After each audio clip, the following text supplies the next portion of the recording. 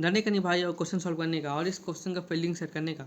2025 JEE mains thermodynamics physics का question है, easy question है, समझेंगे बस आपको रुकना नहीं है, क्वेश्चन सॉल्व करना है। क्वेश्चन को आप लोग पढ़िए, उसके बाद और मैं इसको समझाता हूँ कि बोल कर रहा है। क्वेश्चन ये बोल रहा है कि इसमें बेसिकली 3 प्रोसेस यूज़ हो रहे हैं।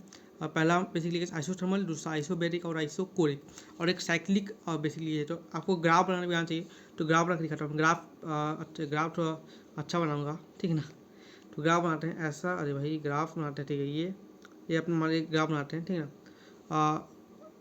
यहाँ पर से ऐसा कोई ग्राफ बनेगा, इसका ऐसा कुछ ग्राफ बनेगा बेसिकली गाइस। इसको हम लोग बोल देते हैं ग्राफ। देखो इस ग्राफ ऐसा बन रहा है अपना कि कलर दूसरा लेता हूँ, ठीक है। ग्राफ अपने को ऐसा बनेगा एक, अरे भाई कलर का नहीं आ रहा दूसरा, हाँ ऐसा ग्राफ 1 2 3। तो गाइस तो ये ए है, ये बी है, ये सी है। हम लोग मान लेंगे कि ए से बी में यहाँ पर आइसोथर्मल रिएक्शन हो रहा है, बी से सी में आइसोबैरिक, और सी से ए में आइसोकोरिक, ठीक है ना। और साइक्लिक रिएक्शन है, तो साइक्लिक रिएक्शन में क्या होता है, जो इंटरनल एनर्जी होता है 0 होता है। इट मीन्स अगर हम लोग को इसमें पूछा है अमाउंट ऑफ हीट कितना हुआ, तो अगर हम लोग वर्क डन भी निकाल लें तो भी वो अमाउंट ऑफ हीट की इक्वल आएगा। तो सब केस में वर्क डन निकालते हैं। तो इस वाले केस में अगर आप वर्क डन निकालेंगे आइसोथर्मल में, तो फॉर्मूला आपको पता होना चाहिए। फॉर्मूला होता है NRT/ln P1/P2 या V2/V1। उस फॉर्मूला से आप निकाल सकते हैं इस वाले केस में, ठीक है ना। आइसोथर्मल वाले केस में।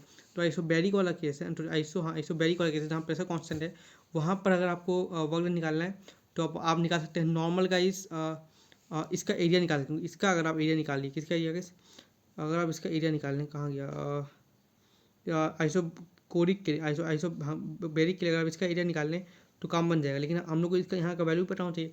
तो स्टार्टिंग में इसका इनिशियल जो दिया हुआ है P0 दिया हुआ है गैस, ठीक है ना। और ये बाद में बन जाएगा P0/4, ठीक है ना। और यहाँ पर इनिशियल यहाँ पर जो टेम्परेचर है वो आया है 4V0 और इनिशियल था V0, ठीक है ना। ये कैसे पता किया हमने, तो बेसिकली आइसोथर्मल में टेम्परेचर कांस्टेंट था, उससे हम लोगों ने पता कर लिया पी वी कांस्टेंट, वहाँ से हमने पता कर लिया कि यहाँ P0/4 V0 ठीक है। ये सब पता चल गया है। तो केवल वैल्यू को पुट करना है। पहला केस में हम लोग को आइसोथर्मल का वर्क डन का फॉर्मूला लगाना है NRT/ln अपना कितना दिया गया, अपना 4 दिया था ना वहाँ पर, क्या बोलते हैं V2/V1 क्या हमने किया तो 4 आया, तो फिर ये 4 आ गया, ठीक है ना। तो अब हम लोग सॉल्व करेंगे तो हम लोग का वैल्यू आ जाएगा NRT को हम लोग क्या लिख सकते हैं, P0/V0 लिख सकते हैं, P0/V0, और ये बन जाएगा अपना ln4 है, तो ये बन जाएगा 2ln2, क्योंकि ये 2 का पावर 2 बन जाएगा 4, तो 2 पीछे आ जाएगा, ठीक है ना। ये आ गया। दूसरा वर्क डन निकालते हैं आइसोकोरिक में, आइसोबैरिक में। तो आइसोबैरिक में वर्क डन निकालेंगे तो उसका एरिया निकालना पड़ेगा। एरिया में बताता हूँ क्या आएगा, एरिया आ जाएगा P0/4, क्योंकि एक का P0/4 आएगा, दूसरे का 3V0, ठीक है ना। तो आ जाएगा 3P0 V0/4 इसका एरिया।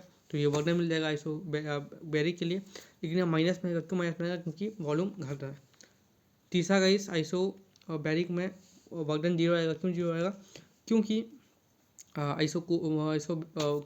कोडिंग में क्या होता है, वॉल्यूम कांस्टेंट होता है, तो वर्क डन 0 आएगा। तो बाकी दो लोगों को अगर प्लस करेंगे तो आपका जो ऑप्शन नंबर आएगा वो आएगा ये P0 V0 कॉमन और 2ln 0 ये वाला आंसर। All the best.